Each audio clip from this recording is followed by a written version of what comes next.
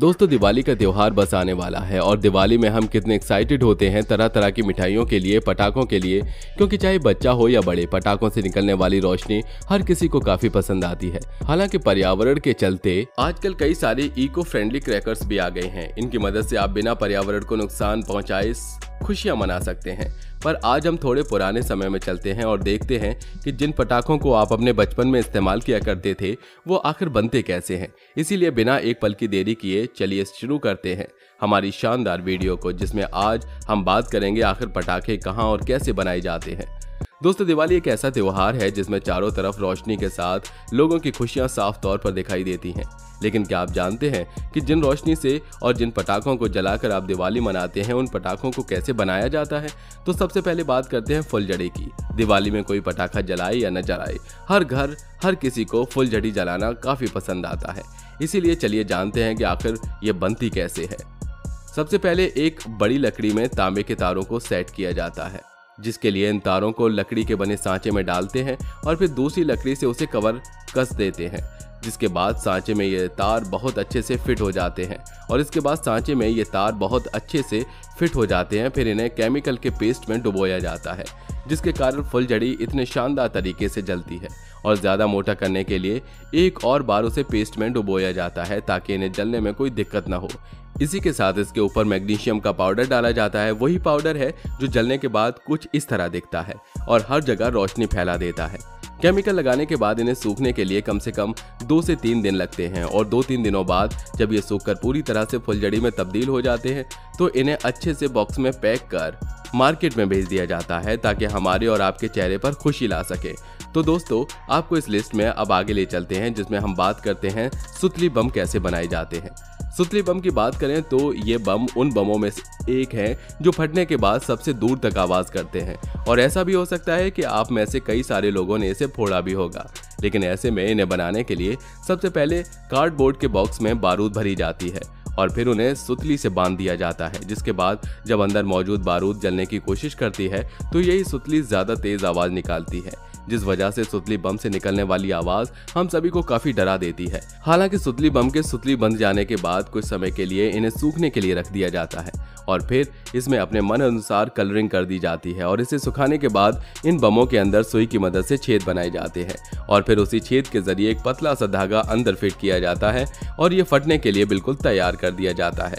अब बात करते हैं नंबर 3, जिसमें आता है लाल पटाखा। जब आप छोटे होंगे तो हमें पूरा विश्वास है कि आपके पेरेंट्स आपको यही लाल पटाखा खरीद कर देते हों। ये काफ़ी छोटी और प्यारी सी भी दिखाई देती है और फटने पर धमाका भी इतना भयानक नहीं करती। लेकिन जब बात इनके साथ साथ लगातार फटने की हो तो ये मामला थोड़ा गड़बड़ हो जाता है। और अगर आप इसकी फैक्ट्री की बात करें तो इन्हें बनाने के लिए लाल कलर के पेपर को काट कर मशीन में डाला जाता है। फिर ये मशीन इस पेपर को गोल गोल रोल में इसे कन्वर्ट कर देती है, जो कि 1 फुट तक लंबे होते हैं। बाद में ये कटर की मदद से काट कर अलग कर दिए जाते हैं, जो इन पटाखों के छोटे छोटे पीस होते हैं। और फिर इन छोटे छोटे हिस्सों को एक बड़े से प्लेट पर सेट कर दिया जाता है, जिसके बाद कुछ प्लेट को डायरेक्ट मशीन में डाल दिया जाता है ताकि इनको साफ किया जा सके। हालांकि ये ज़्यादा बड़े और पावरफुल बम होते हैं, जिन्हें बनाने के लिए कई सारे न्यूज़ के बर्ड्स को एक साथ रोल किया जाता है। हालांकि इसे काटने के बाद इनके साइड को पैक कर दिया जाता है। उसके बाद कुछ इसी अंदाज में बड़े छोटे हर तरह के बमों को बनाया जाता है।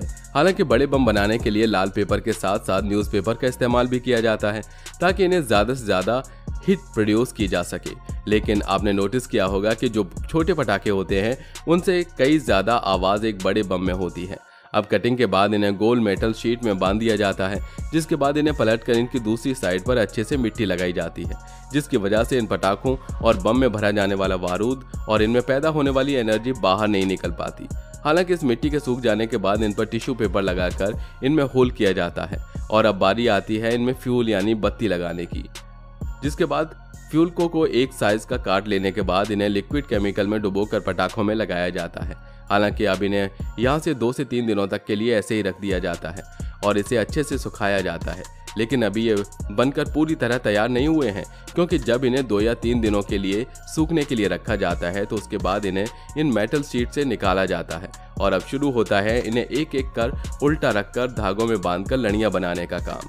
हालांकि अब आप सोच रहे होंगे कि इनके लिए कोई अच्छी खासी मशीन होती होगी जो इन्हें काफ़ी जल्दी आसानी से पूरी तरह बनाकर तैयार कर देती होगी, लेकिन हम आपको बता दें इन्हें बनाने के लिए ज़्यादातर इंसानों की मेहनत लगती है, ना कि कोई मशीन, और इन्हें घंटों बनाने में लग जाते हैं, जिसके बाद इन्हें एक सिंपल पन्नी में पैक किया जाता है किसी लेबल के साथ। अब आते हैं रॉकेट पर। पटाखों की बात हो रही हो तो इस लिस्ट में रॉकेट का नाम ना आए ये तो हो ही नहीं सकता। तो चलिए आसमान में अपनी चमक बिखेरने वाले इन रॉकेट को बनने का प्रोसेस देखते हैं। दोस्तों, इन्हें बनाने के लिए सबसे पहले बड़े बड़े कार्डबोर्ड की शीट को गोल आकार में काटा जाता है, जिसके बाद इन सबको एक प्लेटफॉर्म पर रखकर चिपकाया जाता है और इनको रस्सी से बांधा जाता है। बांधने के बाद इनमें एक साइड मिट्टी लगाई जाती है ताकि बारूद नीचे न गिरे। हालांकि ये मामला रॉकेट का है। एक मशीन के जरिए मिट्टी को आपस में सील किया जाता है। फिर दोस्तों उसमें फ्यूल डाली जाती है और जब सारे फ्यूज लग जाते हैं तो इन्हें 30 से 40 के सेट में इन्हें अलग अलग किया जाता है।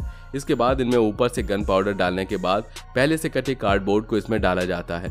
फिर इनके ऊपर दोबारा बारूद डाली जाती है, जिसे हम डबल शॉट कहते हैं, क्योंकि एक रॉकेट को पावर देकर उड़ाने के लिए और दूसरा ऊपर जाकर फटने के लिए। इन सभी कामों के हो जाने के बाद रॉकेट को पैक करके मार्केट में बिकने के लिए भेज दिया जाता है। तो दोस्तों, देखा आपने इस तरह पटाखे बनकर कैसे तैयार होते हैं ताकि आसमान में हर जगह रोशनी बिखेरने के साथ साथ आपके चेहरे की हंसी भी बरकरार रखें। लेकिन अगर आप पर्सनली हमसे पूछेंगे तो इस तरह के पटाखों से आप दूर ही रहिएगा, क्योंकि पर्यावरण के साथ साथ आपकी सेहत के लिए भी काफ़ी ज़्यादा हानिकारक है। दोस्तों, हमने पटाखे जलाने के प्रोसेस को तो बता दिया, लेकिन इसके साथ हम आपको पटाखे से जुड़ी कुछ बातें भी बताते हैं। दरअसल दिवाली पर पटाखे जलाते वक्त ये आपके जहन में अक्सर आया होगा कि कैसे बम से इतनी तेज आवाज़ आती है, या फिर हवा में उड़ने वाले रॉकेट कैसे अलग अलग रंगों की रोशनी देते हैं। किसी भी पटाखे में रोशनी या आवाज़ के लिए अलग अलग तरह के केमिकल्स का इस्तेमाल किया जाता है। केमिकल का मिश्रण ही रोशनी का रंग तय करता है। जिस पटाखे में से हरे रंग की रोशनी निकलती है उसमें बेरियम नाइट्रेट का इस्तेमाल होता है। ये एक विस्फोटक पदार्थ होता है और इसे बारूद के साथ मिलाया जाता है। जब पटाखे में आग लगाई जाती है तो यह हरा रंग देता है। पटाखे में लाल रंग की रोशनी के लिए सीजियम नाइट्रेट का इस्तेमाल किया जाता है।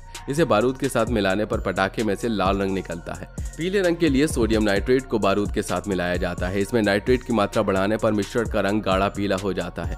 इसी वजह से जलाने पर इसमें से पीला रंग निकलता है। इसका इस्तेमाल अधिकांश पटाखों में किया जाता है। चक्री में इसका खास तौर पर ज्यादा इस्तेमाल किया जाता है।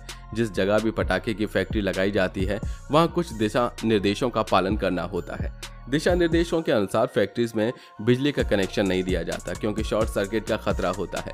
बिजली कनेक्शन केवल दफ्तर तक ही होता है, जो फैक्ट्री से दूर दराज होता है।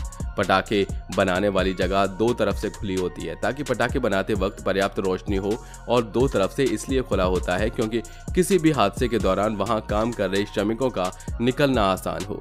कई चरणों से गुजरने के बाद पटाखे बनते हैं। अलग अलग चरण में पटाखे बनाने के पीछे का कारण दुर्घटना के दौरान कारोबारी को कम से कम नुकसान हो। शिवकाशी में सबसे ज्यादा पटाखे बनाए जाते हैं। इसका मुख्य कारण मौसम है। पटाखे बनाने के लिए सूखे मौसम की जरूरत होती है।